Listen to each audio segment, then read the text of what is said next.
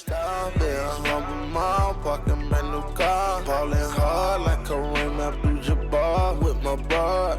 Constantly crossing the country, constantly getting the money. You niggas hating constantly, but I don't take it personally. 30 G's. What's up, M16 gang? Just M16 back with another video, man. If you are new to this story time, go ahead and stop this video and go back to Stuck in the Woods Part 1. Because if you come to the story, if you continue with the story, you're going to be completely lost and it defeats the purpose. For everybody else, thank you for coming back. And let's get right into the story time. So y'all remember we left off, right? That's right. Me, Trey, and King had just encountered a big black wild boar. Only way we defended ourselves was shooting it down with some BB guns, pellet guns. So after finally taking a couple moments to realize what happened and realize that, the boar ran off, we finally continued our trail for about another 10 minutes. The woods is getting denser, and it's like somebody hit the reboot button because everything came back to life. Remember I said that it had got quiet as soon as those couple shots went off from, I think it was Trey, shooting at the bat. No, everything is back to life. That's when we started to run into more territorial bats, raccoons, possums, spider webs, mosquitoes. Not to mention, it's hot, I'm hungry, thirsty, and I'm tired all at the same time. All of a sudden, I hear these voices in the distance. Stop and ask Trey and King, did they hear it too? They saying no. So I'm like, I know I ain't tripping, bro. I know I heard somebody talking from afar. And then I hear him again. And this time, the flashlights was flashing in the distance this time. So it's like, I know I ain't tripping. I know they seen it too. And that's when somebody started shooting.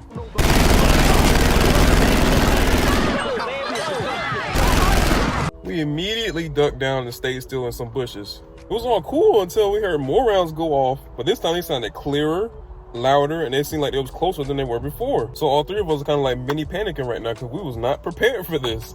So I'm trying to figure out either how to evade them or let them know that we're here too. I thought about it and I was like, okay, well, why would they try to use this as target practice too? And then I started getting paranoid. And then it's each passing minute went by, they getting closer and closer and closer because they just shooting at everything randomly. I'm like, okay, we can either ambush them, spread out in certain positions and ambush them and shoot them down like how we shot the boar, or we can blend in with the terrain and just stay still. So we talked over for a few seconds and we all just decided to blend with the terrain, but be ready just in case anything just in case we had to defend ourselves again, just like we did with the boar. Then the shooting just stopped. Stop! And then I seen who it was first, because remember I got the goggles on. It was two guys, one had a shotgun and one had a pistol. Now they so close that we can hear what they talking about, which is they saying, let's try to catch us as a hawk before dawn. I'm like, okay, they just passing by. All was cool, we all on the ground, we laid down in the bushes until something started biting my ankles and it started burning quick. And I tried to ignore it for a few seconds until it just kept biting and biting and started agitating me. And then out of reaction, I just flinched really quick. It was like a quick second. I didn't know they were that close because I was so focused on my ankle burning. His foot was right here. I heard the loud crunch and he just stopped and I just feel like he was just looking around. So I stayed perfectly still. All of a sudden I heard him say, Jimmy, we got a live run over here. Now I can see him perfectly clearly at this point because of my goggles. He can't see me and I couldn't really position myself to aim at him with my pellet gun because the way I was laying down on these bushes. Literally, as soon as he about to grab his flashlight and then rip through the bushes to see where I was laid at, we all hear this loud, angry scream from a distance. I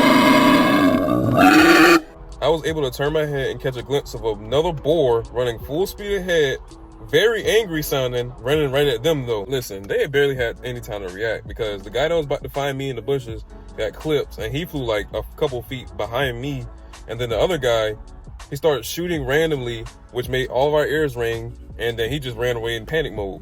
I'm guessing the boar was still chasing the guy that started shooting randomly and ran away because the other guy that had clipped behind me got up and hobbled his way into the night. I don't even know where he went.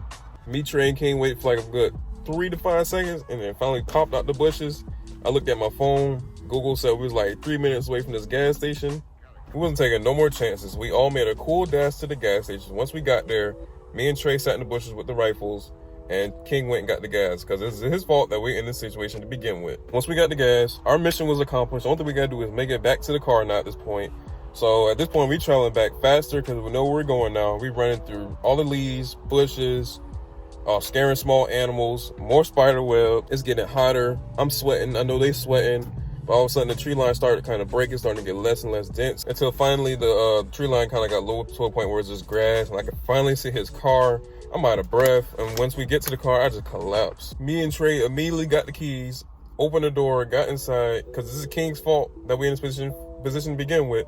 He put the gas in the tank. Once he finished, he got inside, and then he tried to start the car, but it started to stall for a second until it let out a loud roar, and we pulled off back home. That pretty much wraps up the story time, guys. I hope you enjoyed the story time part 2. Like I said, if you did not watch story time part 1, go ahead and stop this video, even if you reached the end of it, and go ahead and watch the first one so you can get all caught up in what happened before then until now. The 16 game, we hit 300 subscribers the other day. We almost at 400 subscribers. Thank you for guys for liking, subscribing, and just keeping up with the kid. You know what I'm saying? This is my goal for this year was just to hit 100, and we going past that.